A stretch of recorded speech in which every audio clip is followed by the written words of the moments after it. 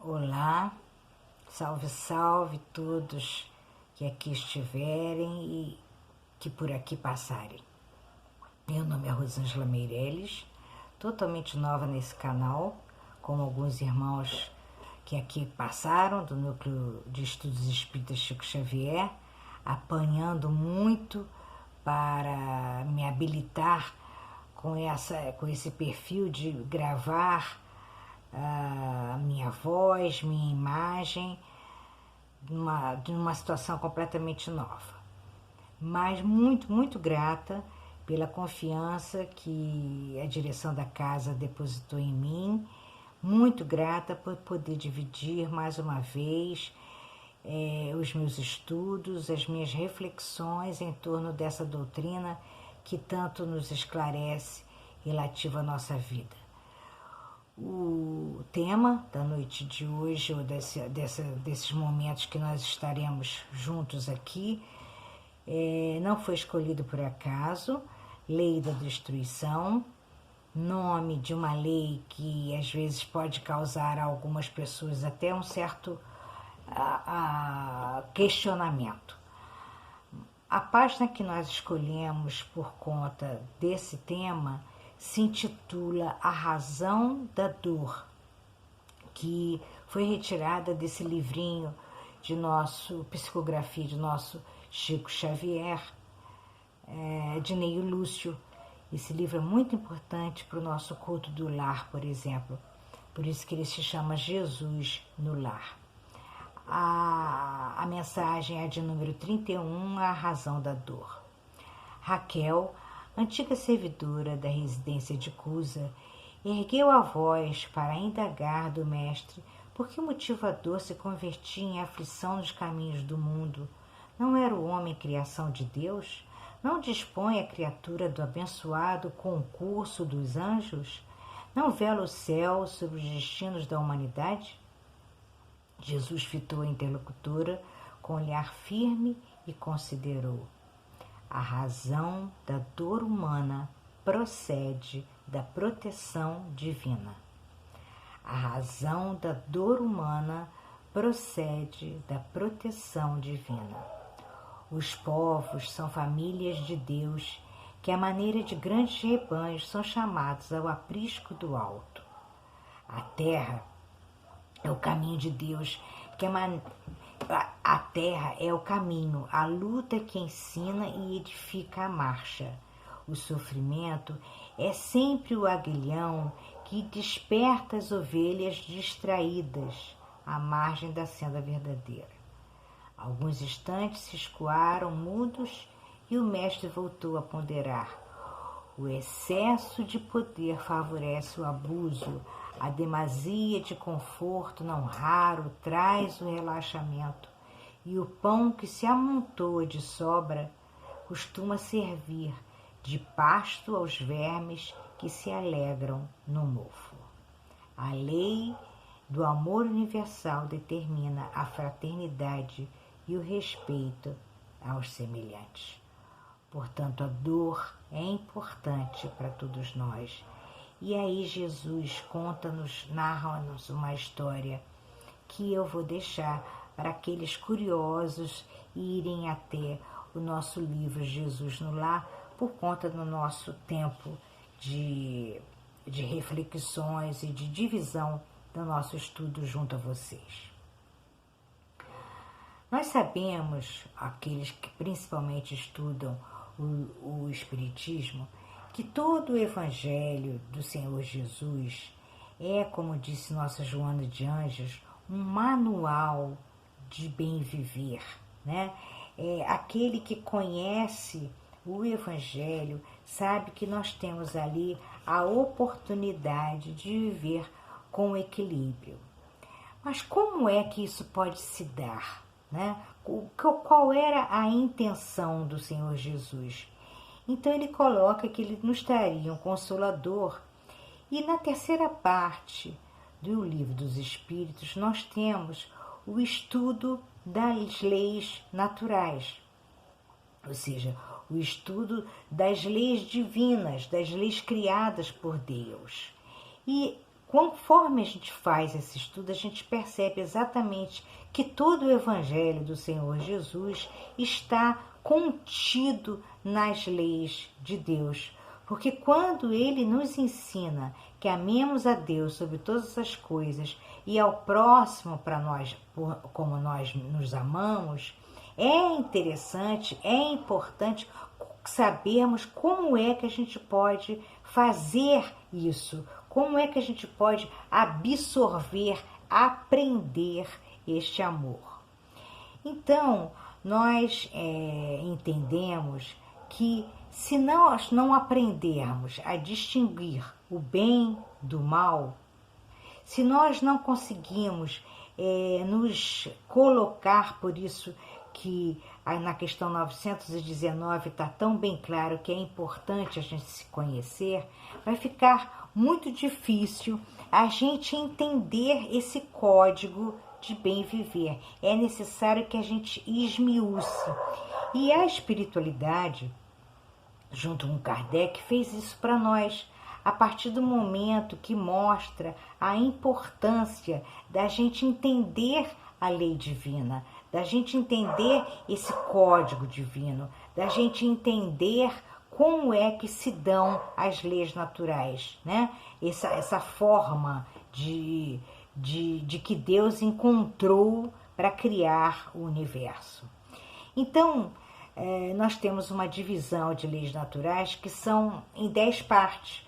Nós temos a lei de adoração, a lei do trabalho, a lei de reprodução, a lei de conservação, essa que nós vamos estudar hoje, que é a lei de destruição, a lei de justiça, de amor e caridade, que se a gente puder observar, ela fecha na lei de amor, né? E a lei de sociedade e de igualdade. Mas por que lei de destruição? Não seria um nome inapropriado? A partir do momento que a gente entende, como Lavoisier colocou para a gente, um grande químico, né? É o pai da química da nossa Terra nesse momento, né?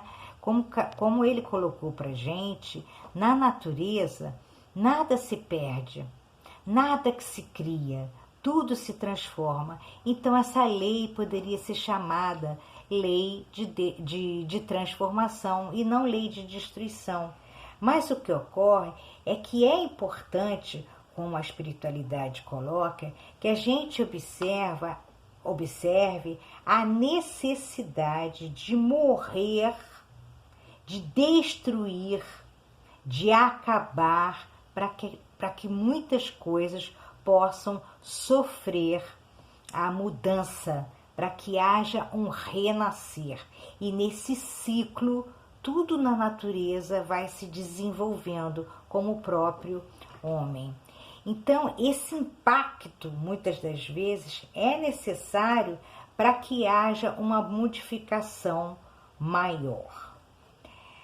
Na Revista Espírita de 1866, portanto, há 154 anos, e aí nós observamos uma curiosidade, 154 anos que pegam 3 séculos, porque nós temos 19 anos desse conhecimento disso que eu vou passar para vocês, né? Que foi registrado por Kardec na Revista Espírita. Nós temos 19 anos no século XIX. Nós temos 100 anos dessa descoberta ou dessa informação. Nós passamos por 100 anos no século XIX, no século XX. E nós temos agora 20 anos já no século XXI, onde a gente, exatamente nesse momento, a gente vivencia essa parte da história ímpar da nossa humanidade, no nosso planeta. Então, uma médium, a senhora M, em sonambulismo, deixou as seguintes informações para a gente, que eu tomei a liberdade de cortar muitos itens, de reeditar, porque é muito longo, mas muitíssimo importante para o nosso estudo, e depois aqueles que quiserem podem obter comigo pelo particular ou mesmo ir até a revista que é postada também na internet. Ela diz assim: os acontecimentos se precipitam com rapidez, por isto não vos dizemos mais como outrora, os tempos estão próximos. Agora dizemos, os tempos estão chegados. Tudo segue a ordem natural das coisas, e as leis imutáveis de Deus não serão perturbadas. Assim, não vereis milagres, nem prodígios, nem nada de sobrenatural. Não acrediteis, entretanto, no fim do mundo material. A Terra progrediu. Ela deve continuar progredindo e não ser destruída. Mas a humanidade chegou a um de seus períodos de transformação e a Terra deve elevar-se à hierarquia nos mundos. Ela um dia se tornará terra feliz. Mas o fim do mundo moral é o fim do mundo e não o fim do mundo material. O mundo dos preconceitos, esse será o fim. O mundo do egoísmo, o mundo do orgulho. O fanatismo não mais ocorrerá. De mundo de expiação, a terra está chamada a tornar-se um dia de mundo feliz, e nela habitar será uma recompensa, em vez de ser uma punição. O reinado do bem aí deve suceder ao do mal. Para que os homens sejam felizes na terra, é necessário que ela seja povoada somente por bons espíritos, encarnados e desencarnados. Como já chegou esse tempo, uma grande emigração se realiza nesse momento. Vocês vejam, meus irmãos, há 154 anos isso foi posto para nós. E o que é que a gente presencia? O que é que a gente vivencia? Aqueles que fazem o mal pelo mal e que não são tocados pelo bem, serão substituídos na terra por espíritos melhores, que farão reinar entre eles a justiça, a paz e a fraternidade. Contudo, através da nuvem sombria, essa nuvem que a gente observa nos envolver e em cujo seio ruge a tempestade essa que a gente vem agora atravessando, observai que já surge também os primeiros raios de uma era nova. A fraternidade lança seus fundamentos em todos os pontos do globo, e os povos se estendem as mãos, o fanatismo e a intolerância perdem terreno, enquanto a liberdade de consciência penetra os costumes e torna-se um direito. Por toda parte fermentam as ideias, vê-se o mal e experimentam seus remédios. E aí, então, ela continua nesse tipo de consideração para fechar com um recado para nós espíritas. Lembrando, gente, que espírita é todo aquele ser, todos nós que nos esforçamos por nos melhorar, que ao aferirmos a nossa vida, o nosso comportamento, a gente procura ser melhor, procura fazer o bem e não ficar apenas na teoria. Espíritas, o futuro é o vosso e de todos os homens, de coração e devotamento. Não temais os obstáculos, pois nenhum poderá entravar os desígnios da providência. Trabalhai sem desânimo e agradecei a Deus por vos haver colocado na vanguarda da nova falange. É um posto de honra que vós mesmos pedistes e do qual vos deveis tornar dignos pela vossa coragem, perseverança e devotamento. Felizes os que sucumbirem nesta luta contra a força, mas no mundo dos espíritos a vergonha será para os que sucumbirem pela fraqueza ou pusilanimidade. Aliás, as lutas são necessárias para fortalecer a alma. O contato do mal faz apreciar melhor as vantagens do bem. As lutas contra os elementos desenvolvem as forças físicas e a inteligência. As grandes partidas coletivas não têm como objetivo apenas ativar as saídas, mas também transformar mais rapidamente o espírito de massa, desembaraçando-a das más influências e de imprimir maior ascendente nas novas ideias. A regeneração da humanidade, portanto, se opera na intimidade de todos aqueles que a isto estejam predispostos, quando subtraídos à influência perniciosa do mundo.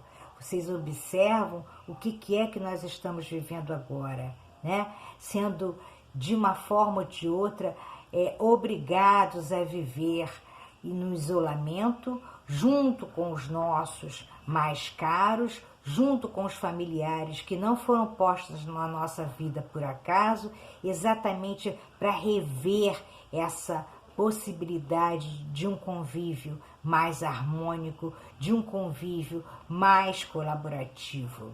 A regeneração da humanidade, portanto, se opera na intimidade de todos aqueles que a isto estejam predispostos, quando subtraídos à influência perniciosa do mundo. Aqueles que vêm não são sempre outros espíritos, mas muitas vezes os mesmos espíritos pensando e sentindo diversamente. Com essa transformação para melhor, é isolada e individual, ela passa despercebida e não tem influência ostensiva no mundo. O efeito, no entanto, é muito diverso, porque ela se opera simultaneamente em grandes massas e porque então, conforme as proporções em uma geração, as ideias de um povo ou de uma raça poderão ser profundamente modificadas. Então, tudo isso que ocorre em várias partes do globo. As pessoas desencarnam e vão sendo preparadas e selecionadas para continuar aqui no planeta Terra ou para irem para outros planetas mais atrasados, chamados de prova e expiação, onde eles poderão colaborar. É o que notamos quase sempre depois dos grandes abalos que dizimam populações. Os flagelos destruidores, palavras da nossa irmã, os flagelos destruidores destroem o corpo, mas não atingem o espírito.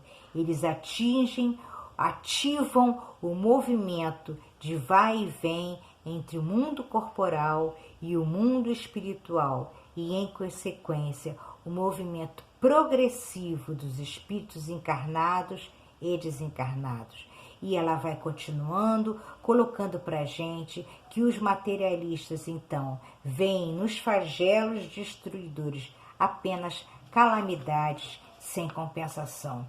E aí a gente questiona que bondade de Deus seria assim, que seria real, que justiça seria factível se Deus permitisse que realmente isso acontecesse, onde povos não são dizimados em algumas épocas da nossa história e outros seriam. Portanto, a lei de destruição é uma lei de equilíbrio, é uma lei importante para a conservação da humanidade, é uma lei importante para o progresso, mas é uma lei necessária porque muitas das vezes o homem por si ainda não aprendeu a crescer. Nós, então, a título de estudo, dividimos essa lei de destruição, da seguinte forma: a lei causada por flagelos provocados pelo homem, né? Nós não, quem fez essa divisão foi o próprio senhor Kardec, e a lei dos flagelos naturais. Nós temos como flagelos causados pelo homem, né? Que seria a destruição abusiva, né? Nós temos a guerra, nós temos os assassinatos, lembrando aí aqueles assassinatos que destroem muitas pessoas, como no caso do nosso 11 de setembro, causado por um grupo de fanáticos, né?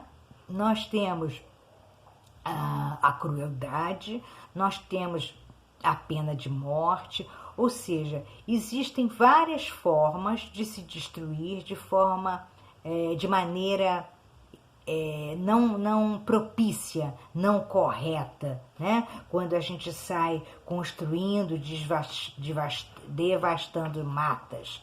Mas a espiritualidade explica pra gente que sempre há um proveito, inclusive nessa destruição abusiva. A justificativa está exatamente que é preciso que tudo seja distraído para ser regenerado, destruído para ser regenerado. A destruição também faz parte, a gente vê a destruição na cadeia alimentar, né? Onde um animal, onde toda a natureza vai se valendo da própria natureza para se sustentar. E muitas das vezes os dejetos, os destroços dos animais são também aproveitados para para o sustento de outras criaturas, para o conforto de outras criaturas. O que é necessário é o equilíbrio entre a necessidade e o abuso. Os espíritos também colocam para a gente que essa lei de destruição, ela está ligada ao progresso do próprio mundo.